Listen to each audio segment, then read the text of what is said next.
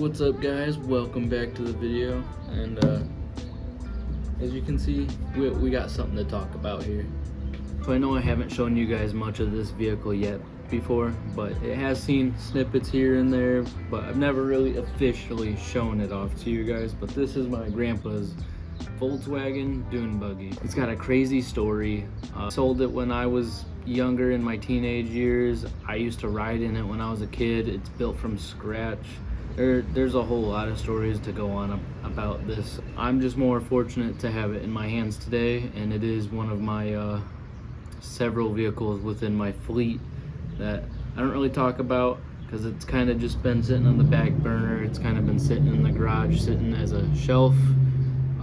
At times I do try to take it out every other weekend, like as a Sunday driver, but only comes out to be maybe a handful of times a year. I'm really starting to want to work on it. It seems like it might be easy to work on, but I don't know a whole lot about carburetors. I don't know a whole lot about this. I don't know much about parts or anything, because everything just seems like they're random things you could just find off different Volkswagens maybe, but I'm learning as I go. But I acquired it a good few years ago, but I didn't know what I was doing with it then. It just came into my possession. I wasn't very knowledgeable, mechanically smart at the time when I first got it, so I never really messed with it. I was too scared to touch it, and now I feel like I've progressed to a level where I kind of know what I'm doing when I work on cars, or I know what this does to that, or I've just learned a lot more in my mechanic. Sounds like fucking farts, dude. I kind of just know more mechanically what I'm doing than I prior to what I did when I first acquired my grandpa's dune buggy in my hands. I think the thing is sweet. It gets a ton of attention at car shows. The number one asked question I usually get is, why are the rear tires towed in, or inverted camber? It has like plus camber in it, because when it goes to the dunes, you're supposed to, when you hit the gas, straighten out. But my grandparents used to take it to the dunes. I've never taken it to the dunes. I've only just driven it around my local town, or to the next small local town over. It runs kind of rough. It's not perfect. It's definitely not the best thing ever or the worst thing ever, but it not being the best thing ever or being the worst thing ever, it just gives it character. And as a kid, I grew up seeing this thing all the time at my grandparents' house. I thought it was the sickest thing ever. I mean, as a kid, seeing that in your grandparents' garage is just the aura of it. I just love to be around it. And I think unintentionally, my grandpa or my grandparents accidentally got me into cars by having this. When I grew up, I loved cars, but I think that got me into it. I mean, I of course had the regular stages, seems like almost every other car guy has, watching Fast and the Furious, playing Need for Speed Underground. But even prior to me even watching those movies, or prior to me even playing Need for Speed Underground, I always seen this thing. Seeing this thing in my grandparents' garage was so cool. As my grandparents grew older, they knew they couldn't drive it as much anymore, and then they did sell it. The whole family was very sad that they sold it. Everybody in the family loved it. They got rid of it. They sold it cheap. It went a few towns over, and then as my grandparents grew older, my grandpa passed away. Crazy enough, 3 months after he had passed, it showed up on Facebook Marketplace 2 towns over.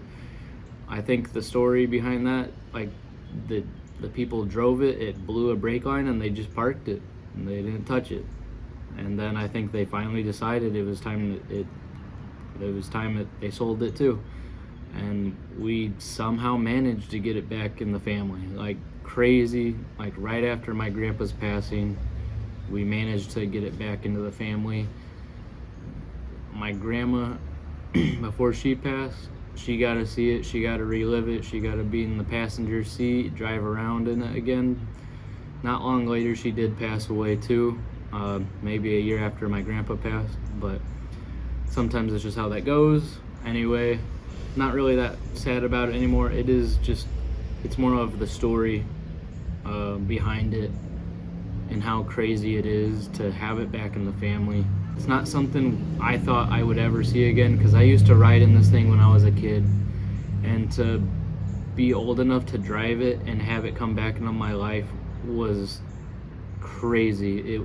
I never thought that would ever happen again. I feel like a lot of people don't have most connections to these types of vehicles, or people see them in like Forza or something and they just think it's cool, but they probably would never buy one. They would probably never build one. I'm not saying that's a fact or anything. I'm just saying that's probably the thought. And then if people played it in Forza, they'd probably just swap a V8 into it and just think it's the coolest thing ever. But I never actually had one in person or felt what it was like to own one, or just like me being a kid riding on the back of that thing. Like, that's not something you can recreate in Forza. It's just the aura. It's no radio, just the exhaust to listen to. Anyway, now that I'm older and I'm more mechanically inclined, it does have a good set list of problems. The body is well worn. It breaks up when you're driving it. It possibly needs a new carb. Since I've owned it, I've almost changed the spark plugs every year because of how blown out they get every time after 1 year of driving it. And that's crazy because I don't drive it much either.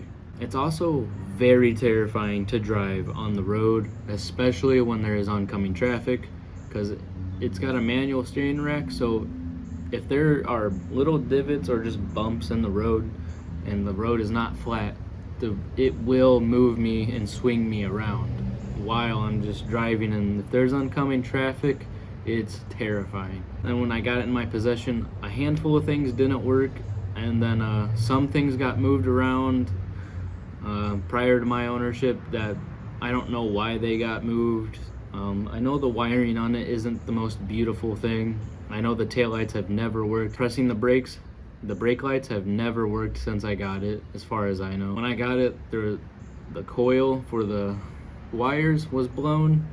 A bunch of fuses were blown. The battery was dead, but that was just in my ownership. My mom is the one who found it and bought it back from said people who my grandparents sold it to. Once I got it from my mom, there was a bunch of issues. Fuel level apparently worked at one point, but I don't think it has ever actually worked, not even when my grandparents built it. They made sure every time they drive it, they put $5 to $10 in it, like, at least, so that way they knew it had gas. But in one of my last memories with it, before my grandpa sold it, we were stranded because it didn't have any fuel in it. It was a funny memory, but it was great. It was funny. It was something that it was the last time I got to live the dune buggy in my teenage years, or just as I grew up. That was the last time I really got to enjoy it or see it. But now I got it as an adult, and I can do as I please. I don't want to change it too much. I feel like there's a, I have to live up to my grandpa's doings with this, or like I have to live up to it. I feel like I'm not trying to disappoint anyone. By anyone, I mean my family, even though much of my family doesn't even see it anymore. That's a whole different topic. I feel like I'm really just having to live up to what I have at stake here, or what I have to build up to. I'm working on a few set of things. I already have a part to, I think there's a misfire on the intake, because when I hear it run, I can feel the air coming out of the intake pipes. I already have the part to change that out. I would like to change the carb out, but I'm not sure yet. I got new front wheels for it, or maybe not new, but they're the old ones my grandparents had on it, and I would prefer it to be on those, because these front wheels are not what they had on it, and I'm not really a big fan of them either. But the ones in the rear, those are what they had on them. I did get some Nittos on them. They're not the exact tire it was on, because it did have some like all-season tires on it for the dunes, but it's got drag radials on it. I got them for a good deal a few years back, and the thing does get traction now, but it doesn't make enough power to even use it, because if you guys know these motors, it's only got a 1600 cc in it. I think the smallest engine there was in these Volkswagens or in the buses and whatnot, considering it's not even running perfect either. I think it's supposed to make 65 horsepower, and I'm like, that is really pushing it for this. 65 horse, I'm sure it's not much, but in this thing, I bet it would feel like a lot if it ran properly, that is. It's almost never ran properly in my ownership. I would really love to get it back to its pinnacle. As a kid, I couldn't really tell if it was running right or not, but I really didn't care. I was just sitting in the back seat enjoying myself as much as possible. There was a whole vibe, a whole aura to it.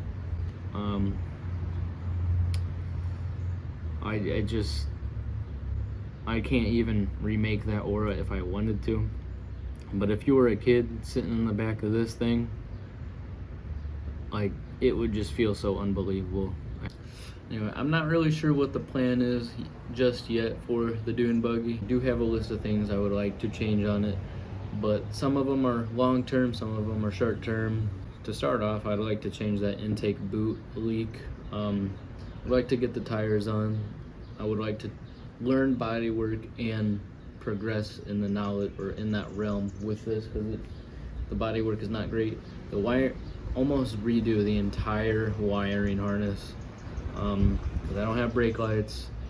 The running lights are iffy. The blinkers are iffy. Like, one side will blink faster than the other side.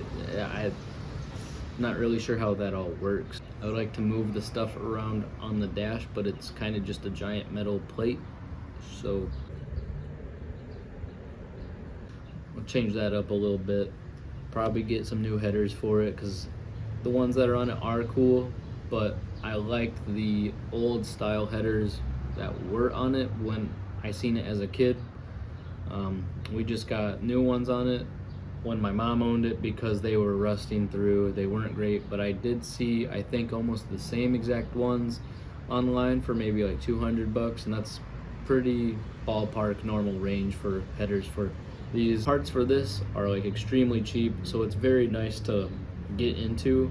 I feel like it's a good vehicle to learn things on, like body work, like rebuilding the engine, or rebuilding the car, or buying a new car, just almost anything.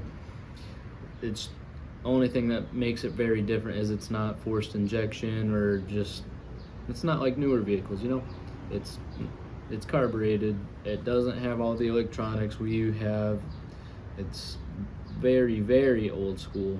It is legal to drive. It does have a VIN.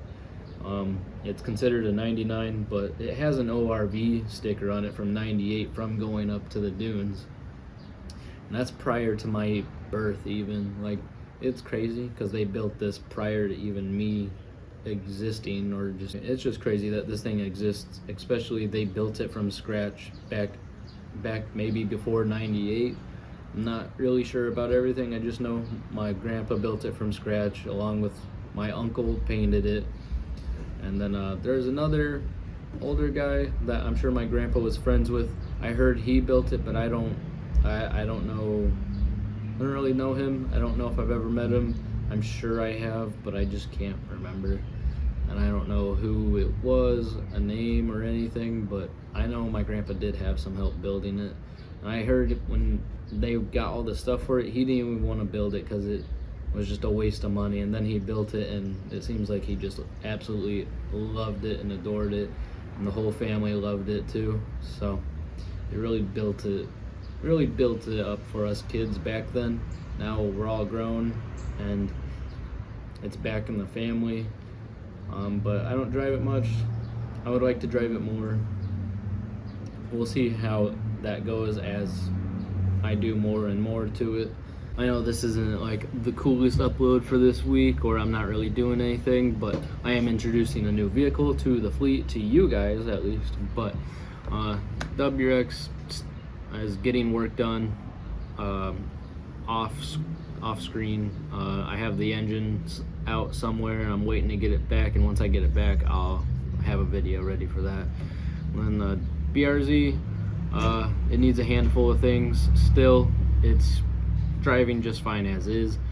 If you guys seen earlier that it doesn't have its normal rear tires.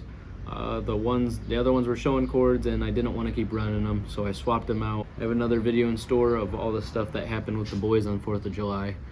I'm not sure when all these videos will make it out. I just know I had this one ready to cook up, talk about the dune buggy and my grandparents and my whole getting into cars thing.